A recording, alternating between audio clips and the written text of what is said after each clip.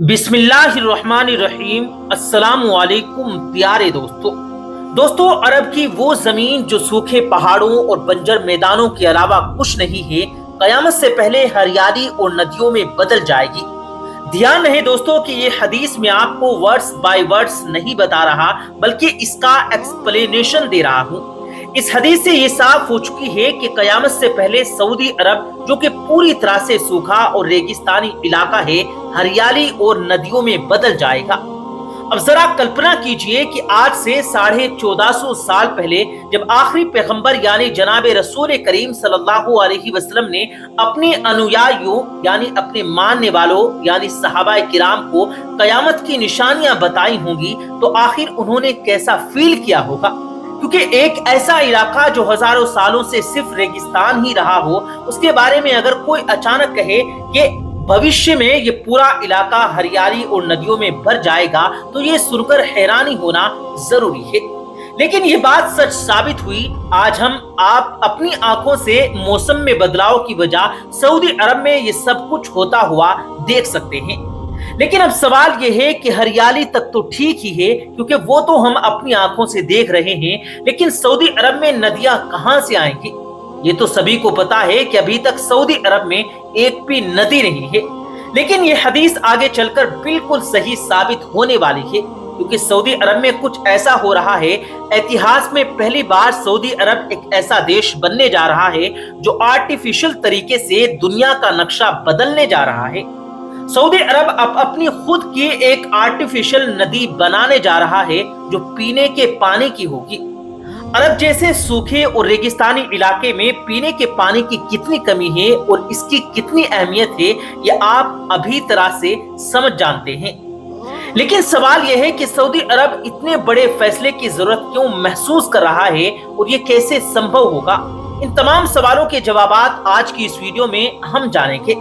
دوستو، ہماری اس دنیا کا 70% حصہ یا پھر 3/4 حصہ پانی ہے، جس میں سے 97.5% کھارا پانی ہے جسے پیا نہیں جا سکتا، جو سمندر میں پایا جاتا ہے، جبکہ صرف 2.5% پانی پینے کے قابل ہے۔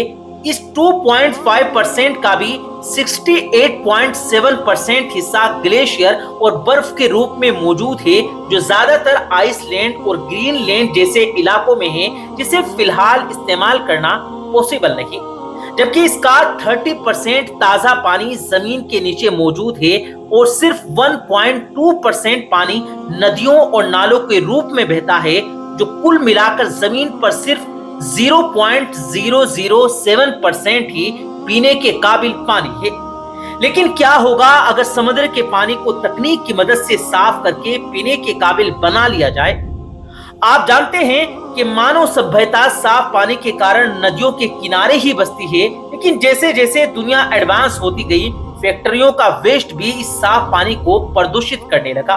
اسی لیے آج کی دنیا صاف پانی کی مہتتا کو سمجھ رہی ہے اور اسے نئی تکنیک یعنی آرٹیفیشل طریقے سے فلٹر کر کے پروسیس کر رہی ہے اور اسے پینے کے قابل بنا رہی ہے۔ اس پروسیس کا تھرمل ڈیسیلیشن کہا جاتا ہے۔ اس میں کھارے پانی کو اتنا گرم کیا جاتا ہے کہ نمک الگ ہو کر بھاپ بن کر جمع ہو جاتا ہے۔ انہی بھاپ یا پانی کی بوندوں کو اکٹھا کر کے پینے کا پانی تیار کیا جاتا ہے، جو خاص طور سے مڈل ایسٹ کے دیش سعودی عرب اور UAE، آسٹریلیا اور امریکہ کے کیلیفورنیا میں استعمال کیا جاتا ہے، جہاں تازے پانی کی خاصی کمی ہے۔ اس پروسیس میں 3 بڑی چنوتیاں ہیں۔ پہلی ہے بہت ادھک ارجا کی کھپت۔ عرب دیش اس ارجا کو سور اور تیل سے پراپت کرتے ہیں، اسی لیے انہیں کوئی پریشانی نہیں ہوتی۔ دوسری ہے اس پرتکریا میں اتپن ہونے والا ویسٹ، جسے اگر صحیح طریقے سے نستارت نہیں کیا گیا تو یہ پردوشن کا کارن بن سکتا ہے۔ تیسری چنوتی اسے چلانے کا خرچ ہے۔ انومان کے انوسار 1 کیوبک میٹر پانی کے لیے 1 سے $2.5 خرچ ہوتا ہے، لیکن سعودی عرب اسے صرف آدھے ڈالر میں کر پاتا ہے، کیونکہ وہاں کی سرکار سور اور تیل سے ارجا پراپت کرتی ہے، جس پر کوئی ٹیکس نہیں لگتا۔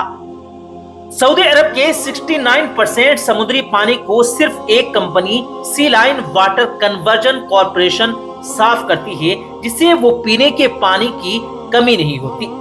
लेकिन ये अब भी एक पेट्रोल महंगा है लेकिन यहाँ ये पानी अब भी पेट्रोल से महंगा है। इसीलिए अब सऊदी अरब एक नेक्स्ट लेवल का आर्टिफिशियल नदी प्रोजेक्ट बना रहा है जिसकी लंबाई 12,000 किलोमीटर होगी। ये इतनी बड़ी होगी कि दुनिया की सबसे लंबी नदी नील नदी से भी 2 गुनी लंबी होगी। नील नदी की लंबाई 6,000 किलोमीटर है। इस प्रोजेक्ट का नाम king Salman water conversion project रखा गया है जिस पर $500 मिलियन का खर्च आएगा। लेकिन अगर वक्त के साथ महंगाई बढ़ती रही तो ये लागत $800 मिलियन तक भी जा सकती है। ये आर्टिफिशियल नदी अन्य प्राकृतिक नदियों की तरह नहीं होगी बल्कि इसे बड़े बड़े पाइपों से बनाया जाएगा। एक पाइप 11 मीटर चौड़ा 4 मीटर गहरा, उसका डायमीटर 24 मीटर होगा जो सऊदी अरब की हर कृषि भूमि से होकर गुजरेगा और वहां तक ताजा पानी पहुंचाएगा। अगर इन सभी पाइपों की लंबाई को जोड़ें तो ये कुल 1,26,000 किलोमीटर होगी। समंदर का ये पानी सऊदी अरब के पास मौजूद रेड सी से हासिल किया जाएगा जिसे प्रोसेस करके ताजा पानी में बदला जाएगा। इस प्रोजेक्ट को बनाने के बाद भी इसे चलाने के लिए सऊदी अरब को हर दिन कम से कम 4 से 5 मिलियन डॉलर का खर्च करना होगा। क्योंकि सऊदी अरब में कोई प्राकृतिक नदी या पानी का वितरण प्रणाली नहीं है, इसीलिए प्रोजेक्ट इस परेशानी को भी हल कर सकता है। वो देश जिसका 90% हिस्सा वीरान और रेगिस्तानी है, जहां गर्म तापमान, ठंडी और गर्म हवाओं के संगम की वजह बारिश कम होती है और रही सही कसर अब ग्लोबल वार्मिंग ने पूरी कर दी। इसकी वजह से आज वहां के रेगिस्तान में तापमान इतना बढ़ गया कि अगर वहां कोई प्राकृतिक नदी या जल स्रोत भी हो तो वो जल्द ही सूख जाएगा। यही कारण है कि अब इस पानी को भूमिगत पाइपलाइन के जरिए शिफ्ट किया जा रहा है ताकि ये सूखे नहीं। सऊदी अरब की जमीन के नीचे मौजूद 80% पानी जो कि ताजा पानी है अब तक जमीन के लिए उपयोग किया जा रहा है जिससे वो धीरे धीरे घट रहा है। यही वजह है कि सऊदी अरब की कृषि भी समय समय पर कम होती जा रही है और उन्हें अपनी जरूरतों जैसे ताजी सब्जियां, फल, गेहूं और चावल को पूरा करने के लिए ज्यादातर चीजें अपने देश में आयात करनी पड़ती हैं जो कि बहुत महंगा साबित होता है। लेकिन अगर इस प्रोजेक्ट के बाद सऊदी अरब अपनी कृषि को बढ़ाने में सक्षम हो जाता है तो जो खर्च लगभग $20 बिलियन के करीब आता है उसे आयात पर खर्च करने के बजाय सऊदी अरब न केवल अपनी जरूरतों को पूरा कर सकेगा बल्कि इन उत्पादों को दुनिया भर में बेचकर कमाई भी कर सकता है। इसके साथ ही वो अपने उन रेगिस्तानी इलाकों को भी इंसानों के रहने के काबिल बना सकेगा जो पहले संभव नहीं था। इसी तरह सऊदी अरब करोड़ों डॉलर का निवेश करके भविष्य में अरबों डॉलर की कमाई कर सकेगा। फ्यूचर में न्यूयॉर्क सिटी जैसे बड़े शहरों को भी इस नदी से ताजा पानी पहुंचाया जा सकेगा जो कि सऊदी अरब के विजन 230 का हिस्सा है। इस योजना के तहत सऊदी अरब अपनी तेल पर निर्भरता को कम करके इसे पूरी तरह से पर्यटक और दुनिया भर से निवेश को अपने देश में लाने की दिशा में निवेश करेगा। ये प्रोजेक्ट सऊदी अरब के भविष्य के लिए समय के एक महत्वपूर्ण जरूरत भी है क्योंकि आज नहीं तो कल तेल समाप्त हो जाएगा और ऊर्जा का युग शुरू हो जाएगा। इसीलिए सऊदी अरब अपनी अर्थव्यवस्था को पर्यटन की ओर ले जाना चाहता है ताकि लोग वहां घूमें और पर्यटन से कमाई हो, जैसे लोग आज दुबई जाते हैं और अन्य देश घूमने जाते हैं। हालांकि ये प्रोजेक्ट जितना सुनने में इजी लग रहा है इतना है नहीं। इसमें इंजीनियरिंग की चुनौतियां हैं, जैसे कि अब तक किसी भी इंजीनियरिंग प्रोजेक्ट में इतनी लंबी नदी नहीं बनाई गई। कठोर जलवायु परिस्थितियां, पाइप्स को स्थापित करने के लिए खुदाई और उन्हें जंग से बचाना, उनकी मेंटेन, किसी भी छोटी गलती या गलत अनुमान से पूरा प्रोजेक्ट बर्बाद हो सकता है। लेकिन अगर ये प्रोजेक्ट कामयाब हो गया तो जिस सऊदी अरब को आज हम एक रेगिस्तानी भूमि के रूप में जानते हैं वहां हर तरफ हरियाली और पेड़ पौधे होंगे। साथ ही 1400 साल पहले बताई गई कयामत की एक बड़ी निशानी भी हम अपनी आंखों से पूरी होती हुई देखेंगे, जिसके मुताबिक हदीस में आता है कि कयामत तब तक कायम नहीं होगी जब तक कि अरब के रेगिस्तान हरे भरे ना हो जाएं। अल्लाह अकबर। लेकिन तब तक हमें इस प्रोजेक्ट के पूरा होने का इंतजार करना होगा।